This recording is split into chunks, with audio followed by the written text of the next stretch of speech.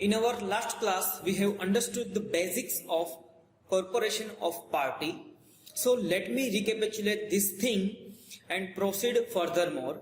So let's have a look on the conference of the parties. The conference of the party is the supreme body of the climate change convention, and the vast majority of the world countries are the member, 185 countries as of July 2001. The convention entered into the force for 90 days after the country ratified it, and the conference of the party held its first session in 1995 and continued to meet annually unless decided otherwise. Okay?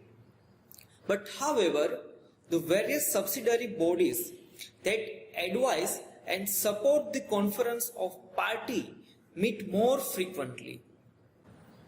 The convention states that the COP must periodically examine the obligation of the parties and the institutional arrangement under the convention.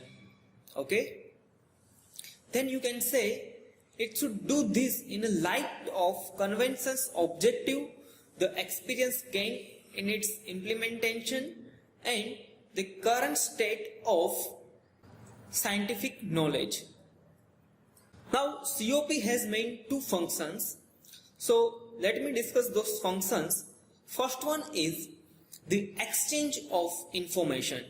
The COP assesses the information about the policies and the emission that the parties share with each other through their national communication. It also promotes and guides the development and the periodic refinement of comparable methods which are needed for quantifying net greenhouse gases emission and evaluating the effectiveness of measure to limit them. Then second function is to support developing country. The developing country needs support so that they can submit their national communications and adapt to the adverse effect of climate change and obtain environmentally sound technology. The Conference of Party therefore oversees the provision of new and additional resources by the developed country, and the third session of the Conference of Parties adopted the Kyoto Protocol. Now next we have one of the most significant topic, that is the flexible mechanism. The flexible mechanism. The Kyoto Protocol gives the Annexer 1 country the option to fulfill a part of their communications commitment through the flexible mechanism. Through this mechanism, a country can fulfill a part of their emission reduction in another country or by emission allowance from other country. There are three flexible mechanisms for that, and those three mechanisms are: first one, emission trading; second one is joint implementation; and third one is the clean development mechanism. So let me begin with the first one, that is the emission trading. So Article 17 of Kyoto Protocol open up for the emission trading between the countries that have made commitment to reduce the greenhouse gases emissions. The country have the option to delegate these rights of emission trading to the company or the organization. In a system for emission trading, the total amount of emission permitted is predefined. The corresponding emission allowance are then issued to the emitting installation through the auction, or you can say issued freely. Through trading, installation with the low cost for the reduction are stimulated to make the reduction and sell their surplus of emission allowance to organize where the reduction are more expensive.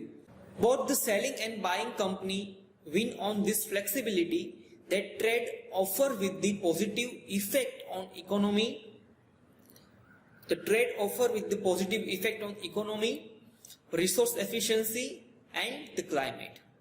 The environmental advantage is that one know in advance the amount of the greenhouse gases that will be emitted. Next, I would like to discuss joint implementation.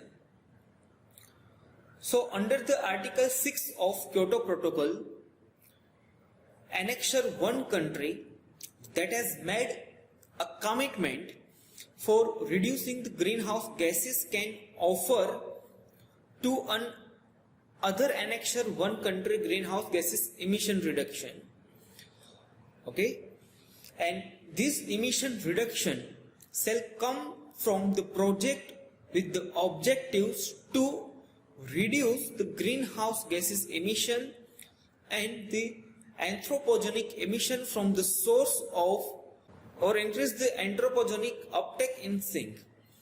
The joint implementation project are an instrument for one industrial country to invest in another industrial country and in return obtain the emission reduction.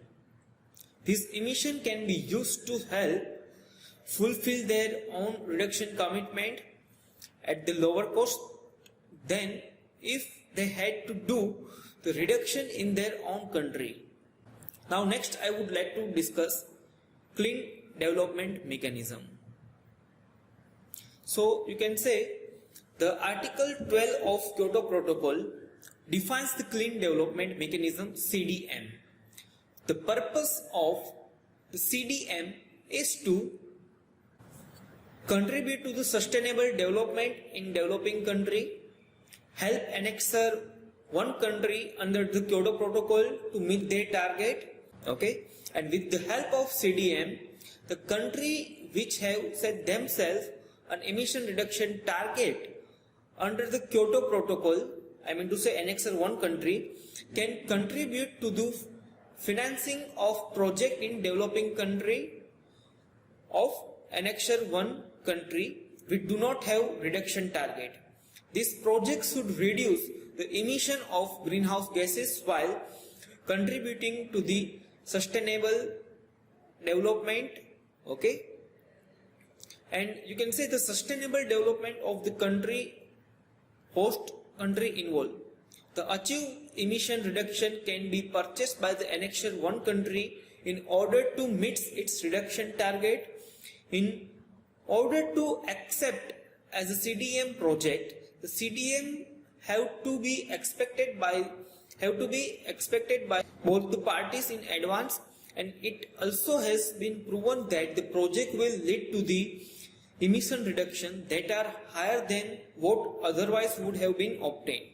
Okay, the difference between the JI project and the CDM project is that the JI project are done in between the country that both have committed, while the CDM project is in between the one country that has commitment and the other country that does not have any kind of the commitment for the emission reduction, and that have been done through the CDM during the period of 2000 to 2007, and it can be used for fulfilling the commitment in Annexure 1 country for the period of 2008 to 2012.